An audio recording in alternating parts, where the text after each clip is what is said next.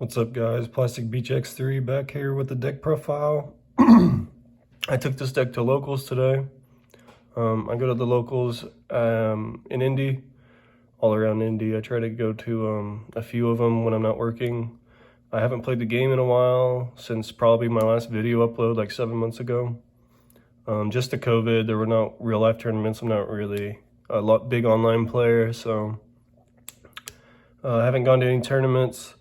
Except for this one. This was my first tournament back, besides like a little structure deck tournament last week that couldn't even play your own deck. You had to play the structure deck, but it's my first tournament back for a while, and I decided to play something I'm comfortable with. I took this deck to a couple regionals, so obviously it's Altergeist. It's you know, kind of standard, but I was just gonna let you guys see what I played this weekend. Like I said, I go to the locals in Indy. And if you are around Indy, in the Indy area, on the east side, there's a shop called The Dugout.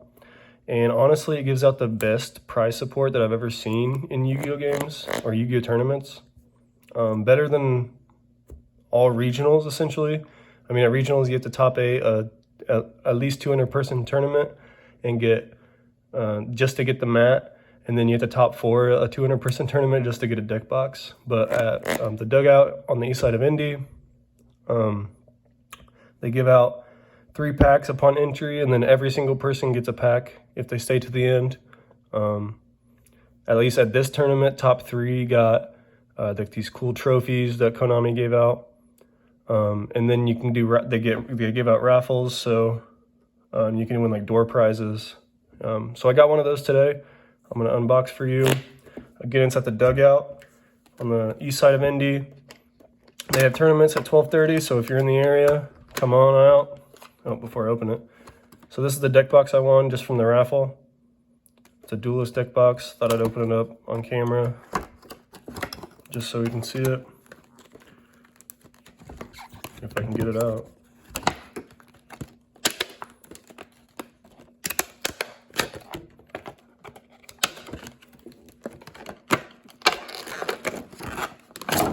All right.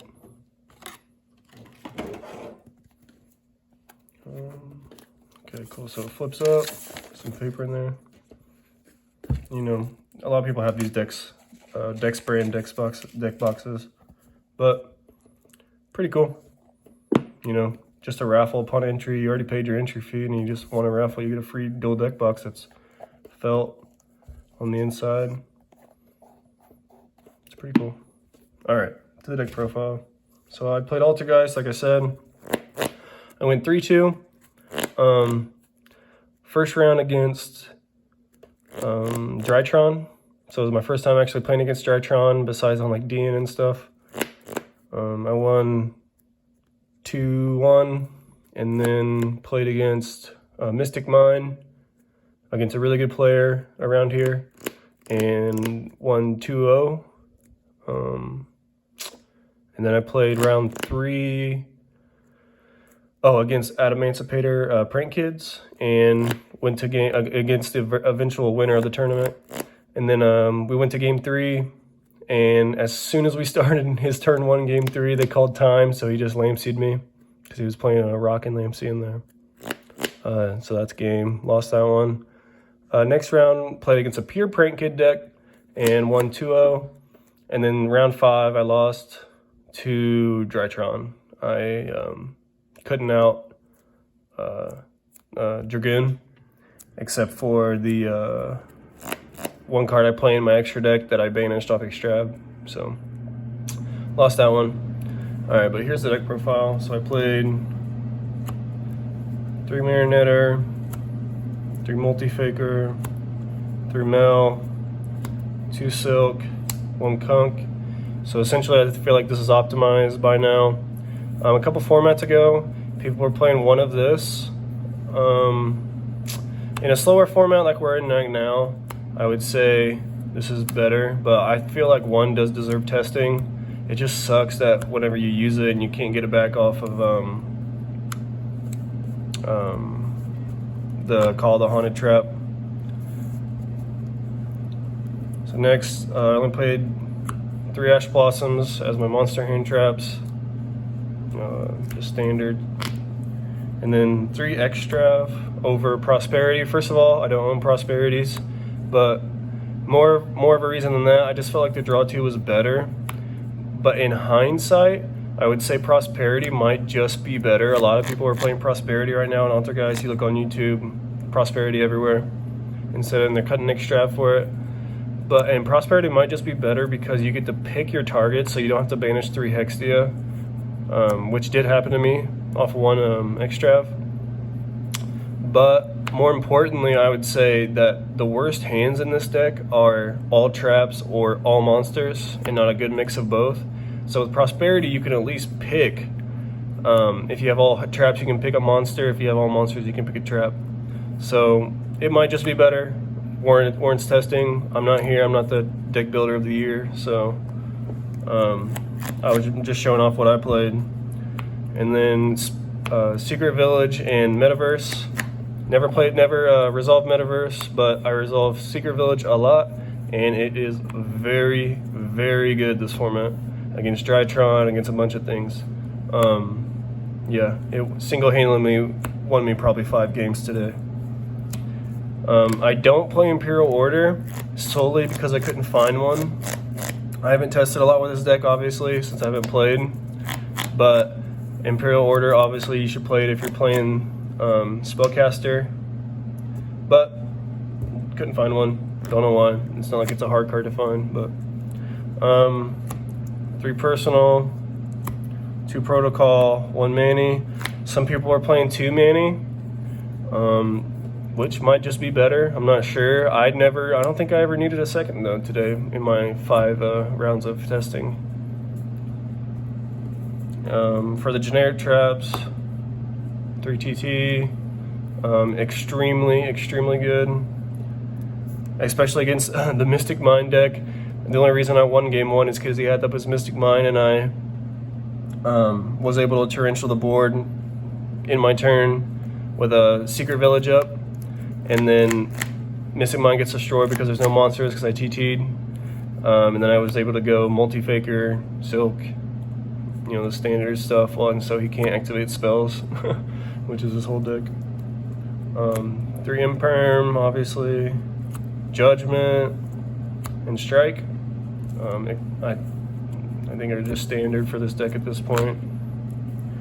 And then some flex spots, 2 Crackdowns. These could be Compulses, they could be DDGs.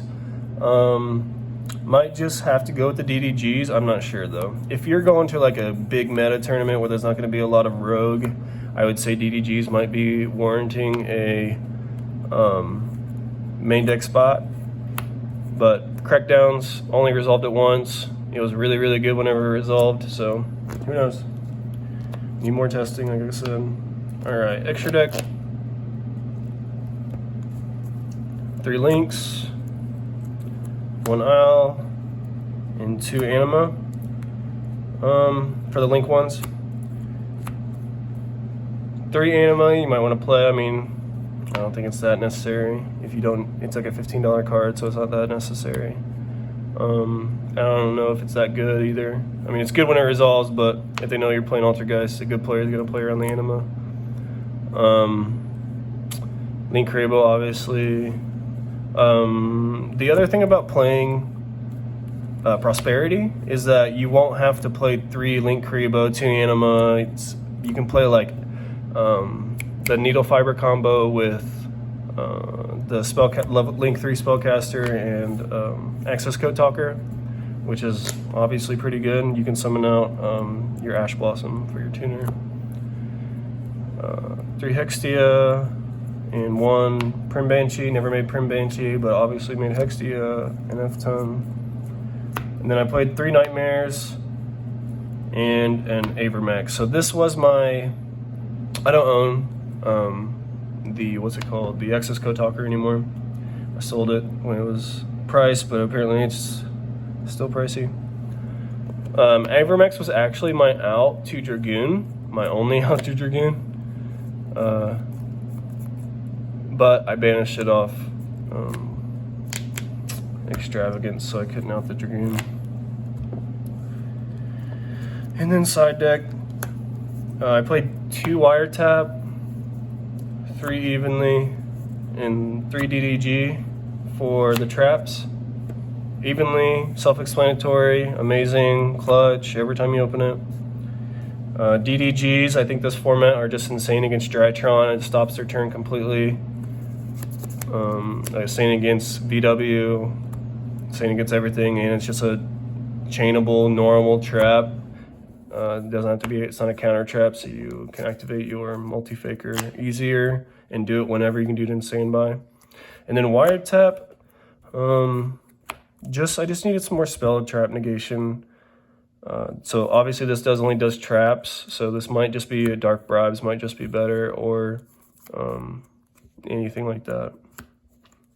Because you don't want to get lightning stormed. Heavy feather duster is a card now. So for monsters, 3 Nibiru's and 3 Lancia, and then the spells, 1 Harpy's feather duster. Came in clutch against the Mystic Mind player. Never sided in my Lancias, never had to, never played against BWs. And then Nib, kind of a broken card. So that was my deck profile for the locals today. Altergeist deck profile for locals today. Went 3-2 again. So just something, if you see star cards you don't like, throw in your own, you know. I'm not saying this is an optimized build or anything. I'm not saying I'm the best player in the world, but it's pretty decent. And you just, if you can, and then just, you know, it's Altergeist, so I don't have to explain it to you guys. And then I always end my videos with a cool card from my collection. This time I got 2 of them. So this first one is a Dark Magician from the Jump. I don't think it's the more expensive one. There's 2 different versions of this card. And they're both from Jump. But this one's the EN0049, which I think is the less expensive one, at least on TCG Player it is. But still pretty sick. And then I have a number 107 Ghost Rare Tachyon Dragon Unlim, which hurts very bad. But still a Ghost Rare. Still an old Ghost Rare. Not anything from like Ghost of the Past or anything. But it's still pretty an old Ghost Rare. It's pretty cool. Plus I have a number collection. I have like a high rarity Mac first edition number collection. I'm trying to get going. I have everything. Highest rarity and first ed. Besides this, it's Unlim. I don't have 89, obviously. It's a price card. And then I don't have a number 92 first ed, and I don't have a number 7 first ed, but that's my only things I'm missing right now. But have a great day, guys. Again, come check out the Dugout. They have by far the best price support in YuGiOh on the east side of Indy. And thanks for watching, and hopefully stay tuned for some more videos.